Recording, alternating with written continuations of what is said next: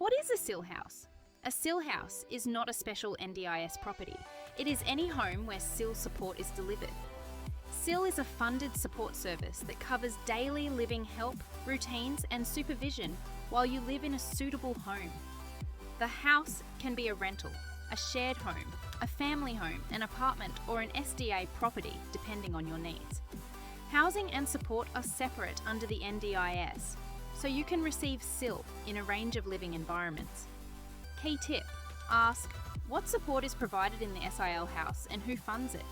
The golden rule: SIL equals support, SDA equals home. SIL and SDA are separate parts of NDIS housing. Understanding the difference makes your choices clearer. Here are key differences.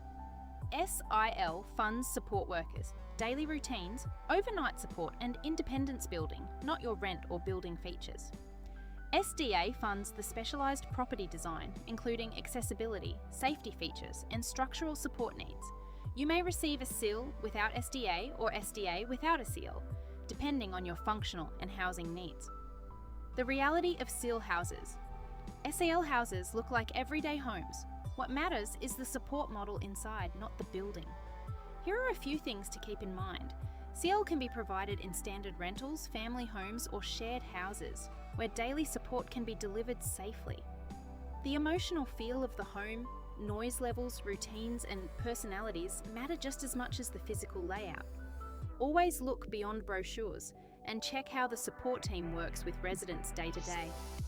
Rent, board and funding SIL funding covers support, not the cost of living. You still pay typical household expenses. Here is a simple breakdown. You pay rent under the RRC formula, board, food, utilities, shared costs, and personal expenses such as clothing and outings.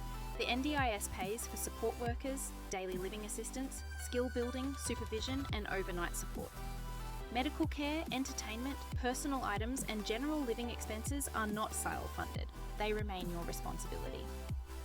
Key tip: you should request a full cost breakdown before agreeing to move in. Types of SEL Living SIL supports can be delivered in several living setups.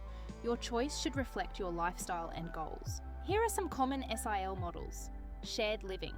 2 to 4 residents with shared routines, communal spaces, rostered supports, and a social home environment. Concierge/cluster living. Your own apartment with on-site or drop-in support and greater privacy and independence. Solo SIL. Living alone with higher level support, suitable for complex needs, safety risks, or high supervision requirements. How to find the right SIL house. Selecting the right SIL home takes planning. You should focus on funding, vacancies, and in-person visits. Here are 3 steps to choose the right SEL house. Check your NDIS plan for SEL funding or moving out goals, and work with a coordinator if evidence is needed. Shortlist SIL vacancies through Housing Hub, Nest, providers, or coordinator networks. Visit homes to meet housemates and support staff, and to observe routines, compatibility, and the overall environment. Choose the SIL house that feels safe, supportive, and genuinely right for you, not just the first one available. Practical checklist for SEL houses. Not all SEL houses offer the same experience. Therefore, asking the right questions protects your independence. Here are a few practical checks. Routines should be flexible, allowing you to choose your wake times, meal preferences, and daily structure without strict schedules. Staff should be mostly permanent to ensure consistency, safety, and trust, rather than constant agency replacements. The provider should clearly explain how decisions, conflicts, and household rules are handled fairly and respectfully. Why choose Affective Care? Affective Care focuses on emotional safety, cultural respect, and long-term well-being, not just vacancies. Affective Care provides you emotionally centered, participant-led support that adapts to your routines, preferences, and communication style. Stable, caring staff who build genuine relationships and understand your emotional and cultural needs.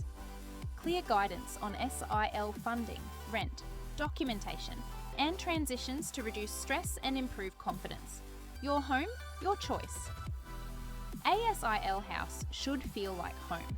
It must support your safety, identity, culture, and independence. Here is what you should look for: a home where you feel respected, heard, and emotionally supported by staff and housemates. A space that matches your routines, sensory needs, culture, and long-term goals for independence. An environment where you can relax, belong, and grow without feeling restricted or managed.